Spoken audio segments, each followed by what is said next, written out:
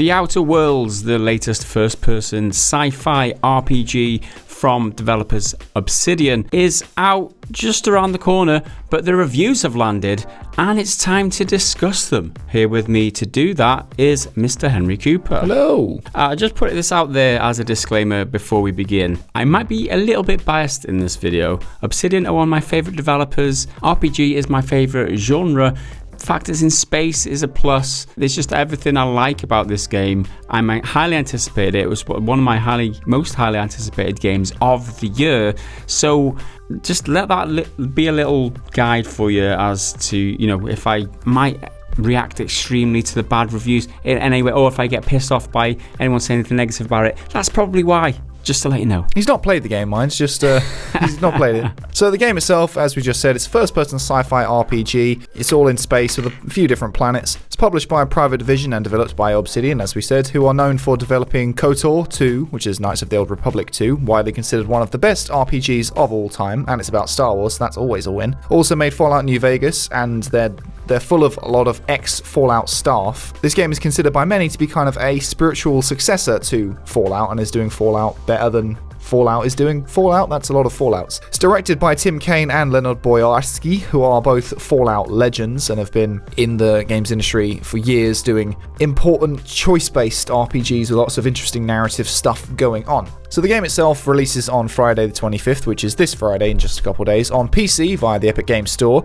on PS4 and the Xbox One, and the Windows Store, and you can play it on your Xbox if you've got the Game Pass. So you don't have to go anywhere near the Epic Games Store, so don't worry about that. It will be coming to the Nintendo Switch later on, I think next year, but that's kind of unconfirmed and it's to be announced. So far it's reviewed pretty well, currently sitting on 82 on Metacritic on PC, 85 on Xbox, and 86 on PS4, and of course that's all at the time of recording. Interestingly, most of the reviews are on PS4, which kind of surprised me. I assumed most would be on PC. That's just the landscape these days. A lot of people playing on PS4 because that's the most popular platform. But as a note for these reviews, it's notable that these reviews are higher than Fallout New Vegas, which was the past Fallout type of RPG that they did. Because Fallout New Vegas famously made 84 on Metacritic, and at the time it was said that Bethesda were holding out a bonus for Obsidian if they managed the 85 on Metacritic score.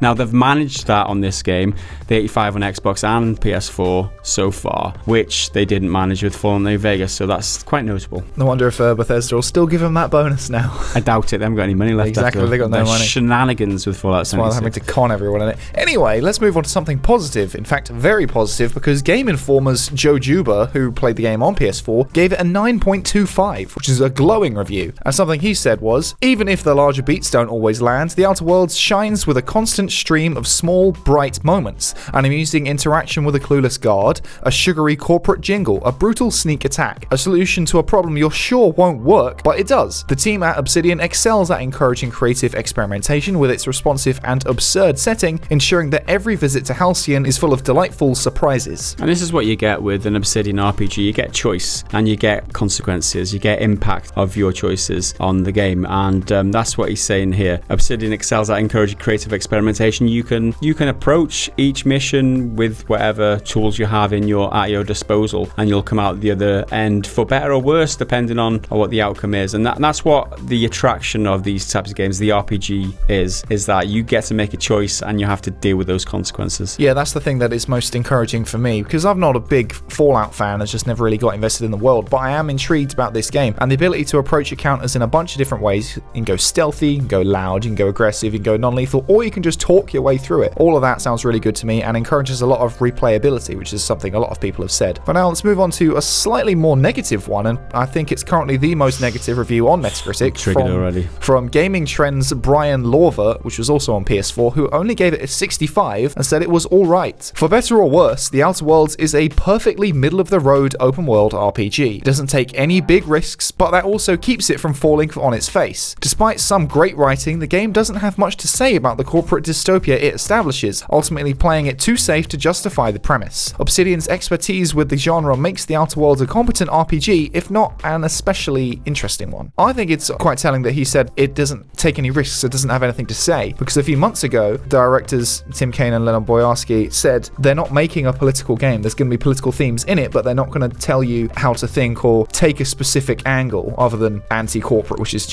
quite the obvious thing. That is something that gaming news journalists try to push whenever it suits them, is that it's not political enough or it's too political, whatever they say whatever they want in order to justify how they feel about a game. Now, I mean, this is the point of doing the review roundup, is to look at some of the reviewers, what they've said, and see what connects with you, and have a look whether what the specific person who's got criticisms, which is this guy, whether what he says holds water to you and whether it resounds within you. One of the things I always do is have a look at their prior reviews to see whether their tastes are kind of aligned with mine, to see whether I would feel the same way about Outer Worlds as this guy does. So I've looked at a few of his other reviews, and this isn't just to slate the guy. This isn't of course not. No, looking for info in order to slate the guy. His review of Days Gone was 60, which he said was alright. Okay, so he's setting, it's one of my favourite games of the last couple of years, Days Gone. He only reviewed that 60, so it's slightly less. So that's kind of good. So maybe Outer Worlds is better than Days Gone. Then I looked at a more recent review, and he reviewed Puzzle Quest: The Legend Returns, which is a Switch-based Candy Crush rip-off from what I can see. He rated that a 70. Are we sure that Puzzle Quests doesn't play it too safe or take no risks? We'll see. And Rage 2, which I played recently and just didn't connect with at all, he rated that a 72. So Puzzle Quest, The Legend Returns, and the Rage 2 are both better than The Outer Worlds and Days Gone, according to this reviewer. And that doesn't mean that this guy's a bad reviewer. It just means that his tastes are different to mine, which probably means that what he's got to say on The Outer Worlds is kind of irrelevant to me, which is why his 65 score is bullshit.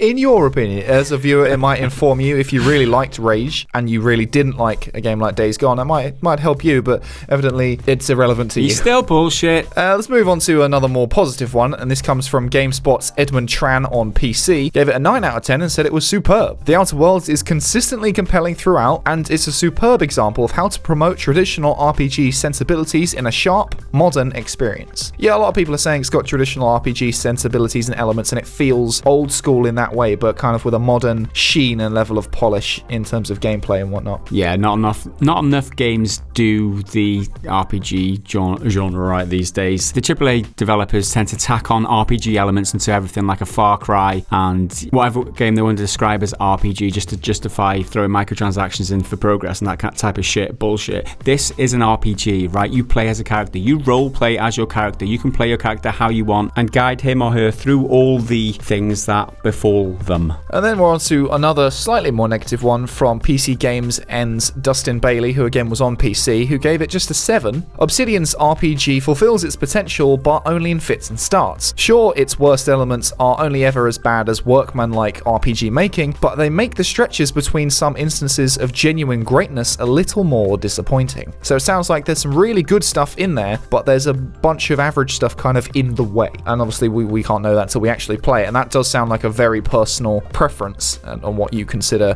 its potential and fulfilling its potential, or whether something is disappointing. And then on to IGN, which is obviously one of the biggest gaming outlets around, and Dan Stapleton reviewed the game on PC and gave it an 8.5, calling it great. With The Outer Worlds, Obsidian has found its own path in the space between Bethesda and BioWare, and it's a great one. And considering that new RPGs from either of those influential developers are still years away, this game couldn't have been timed any better. It's not as explorable as one big open world, but still packs a large portion of flexible quests and conflicts within its series of smaller ones. And the combat, character, and companion systems have enough new spins on existing ideas to make it feel like a homage with its own personality rather than a copy. That's notable, the fact that Obsidian did work on Bethesda and BioWare IP in the past, and they've brought both flavors together here in this one package and added their own flavor on top of that. So it's not just a BioWare RPG, with all the companions. That's one thing that's been compared with the Mass Effect series, is that the companions in the Outer Worlds is kind of like Mass Effect-y, where you do your companion missions and things like that. And then there's obviously the Fallout inspiration. It's very much Fallout style RPG for anyone who's played a Fallout game prior to Fallout 76, obviously. And one thing Dan Stapleton says also in this review, one surprise is how bug-free it all is. I've only had one temporary broken side quest in more than 30 hours. Other than that, it's been extremely smooth, which, having a pre-release pre-release copy of the game, which he did have. I mean, assuming there may be a day one patch to boot, which might fix his problem. It's unusual to get a game like this. I mean, Fallout New Vegas was famous for having bugs at launch, and all the Fallout's synonymous with Bethesda development, which again, bugs all over the place. The fact that it's running smooth is a huge big point for me. Another review that was fairly positive comes from Polygon, but they don't give review scores. They just kind of recommend it or tell you to avoid it. And this is from Cass Marshall, who again played it on PC. Each area is like a dense little croissant, and it is croissant, not croissant. I don't care if you're going to try and correct me in the comments. Actually a croissant. A croissant. Quaxon. The environments are bustling with people who feel like they're part of a cohesive society. For a capitalist dystopia where people work themselves into their rent-controlled graves, it's not too bad to explore, and it's frequently hilarious if you don't mind some incredibly dark humour. Now that sounds fabulous to me, dark humour, I love a bit of dark humour,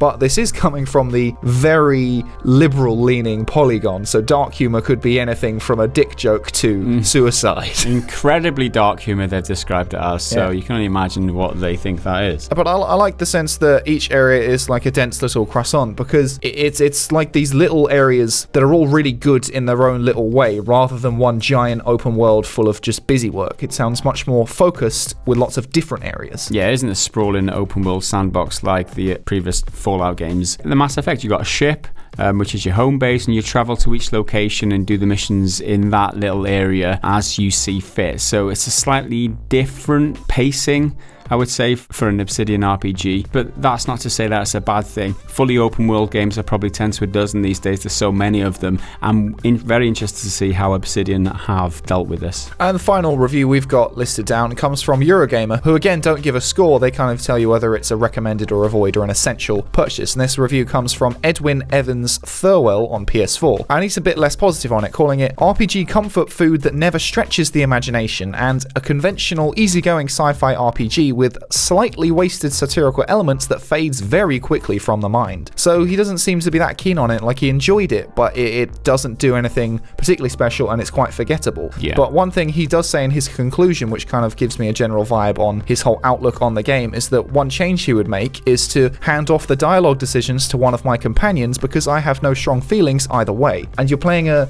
Obsidian RPG. That's the point of RPG, right? It just seems like this isn't your sort of thing, and which is fine. You don't have to like it, but it feels odd that you're reviewing it. Yeah, exactly. I mean, this is the prime example of these people are doing it for a living, not doing it from enjoyment. And the fact that they have to put a score on it and it goes onto a Metacritic and it lives forever as their review score is kind of injustice, really, because the people who buy this game will generally be ones that are enthusiastic about it, and they won't be playing it under the same conditions as these reviewers, being forced to play it in a game in a genre which they might not like.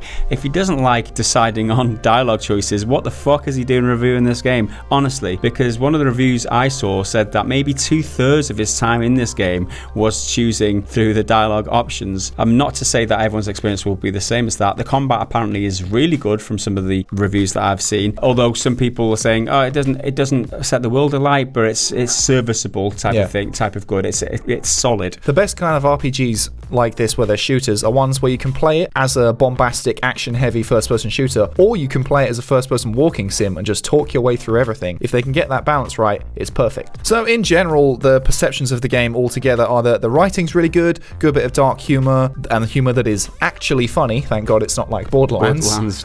Feels like a good blend of Mass Effect and Fallout, which are obviously two of the most successful RPG series of all time, but are both franchises that have lost a lot of favour with fans. So if Outer Worlds can kind of fill that void, we're in for an interesting few years of potentially Outer Worlds content. Yeah, there's other influences there. I saw Firefly get thrown around as some influence, which is good. People love Firefly, and also that some of the ships in the game reminded them of Red Dwarf. I read him on, which was excellent, an excellent comparison. I love Red Dwarf, and that's why I love this game. Damn it, probably. People have been praising the variety of gameplay options, the way you can tackle the different missions, the variety of narrative paths and character choices, and all that. Generally well written and well acted characters, which is can often be the undoing of RPGs because they have so many characters and they have so many actors that some of them just kind of fall flat, but it's good that that's not the case. Heavily encourages multiple playthroughs because of all the different gameplay and narrative options, which is awesome. The combat feels weighty in both ranged combat with guns or up-close combat, because I'm planning to do an up-close semi-tanky, semi-stealthy build with knives and whatnot, so that's good for me. Well, that's awesome. I'm thinking about multiple playthroughs, I'll be honest, because there are so many different ways that you can approach missions or build out your character, right? So I know it's coming out in Switch in future, and I know that first-person shooting isn't a thing to be done on the Switch. So on my PC playthrough, I'm going to be playing as a marksman, and on the Switch playthrough, I'm going to go as charismatic and intelligent as possible in order to avoid those battle situations, because like I said, it's going to have to do a lot of work there then. Yeah, so I'm already thinking about multiple playthroughs and how I'm going to spec out my character. Let us know what your choice is going to be down in those comments. For a generally positive game, there have been a few downsides. People have said that the difficulty's a bit unbalanced, in that normal's a bit too easy and hard's a bit too hard. Some people say it doesn't take any risks and feels kind of average because of it, but again, that just comes down to who you are. Visuals, I think, is a really interesting one because the graphical fidelity isn't necessarily the best, but depending on your tastes, the visual style and kind of flair might be able to make up for it because it's got that kind of pulpy, early sci-fi vibe to it. But anyway, that's it for our review roundup on The Outer Worlds. I'm sure we'll probably do an actual review once we've both had our hands on it, but make sure you let us know down in the comments, are you thinking about checking it out? Have you been burnt out on games like Fallout and Mass Effect and their recent offerings, and has The Outer Worlds sparked your interest? Make sure to let us know, leave a like, hit the subscribe button, and of course the bell. Go on over to patreon.com/prettygoodgaming to support the content we create and bring you every day. My name's Henry, he's been Gaz, we'll see you next time. Bye for now.